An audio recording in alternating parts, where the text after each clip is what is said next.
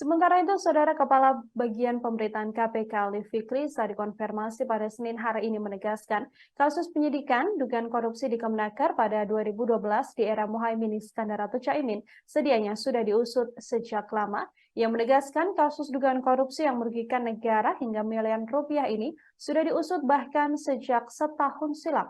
Saat itu KPK baru mendapatkan laporan soal dugaan adanya tindak korupsi tersebut.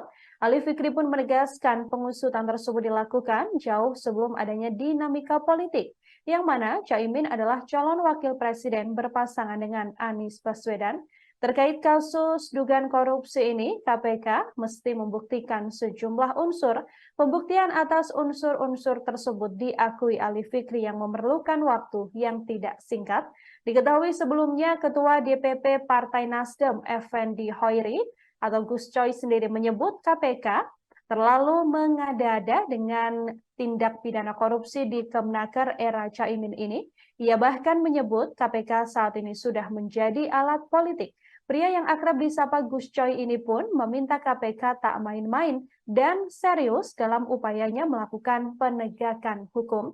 Diketahui KPK menetapkan 3 tersangka dalam kasus yang merugikan negara hingga miliaran rupiah ini. 3 tersangka tersebut adalah Sekretaris Badan Perencanaan dan Pengembangan atau Barenbang Kemenaker, I. Nyoman Darmanta, Direktur PT Adi Inti Mandiri Kurnia, dan juga Reina Usman.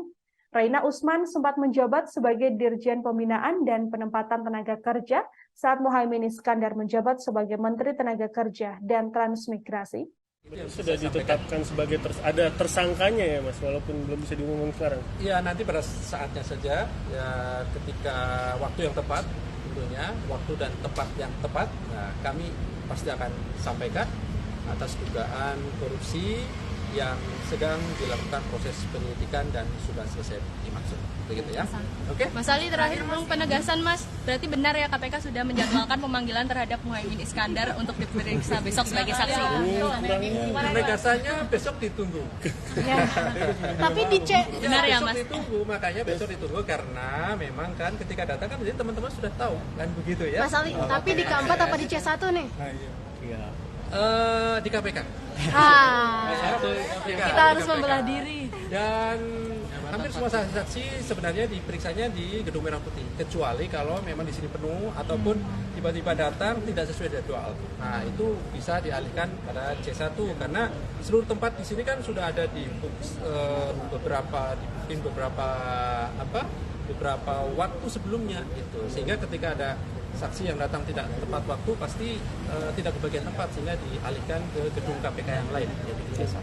Masalahnya ya. Ini penyidikan Kemenaker yang sekarang ini membuka peluang penyidikan membuka peluang kembali penyidikan yang kasus lama Mas yang menyangkut Caimin juga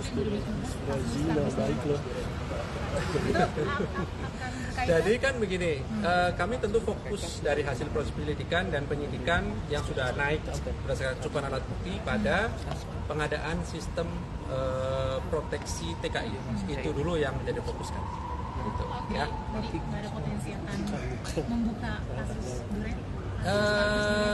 Fokus kami masih di pengadaan barang dan jasa terkait dengan pengadaan sistem proteksi karena itu kan dua hal yang berbeda ya.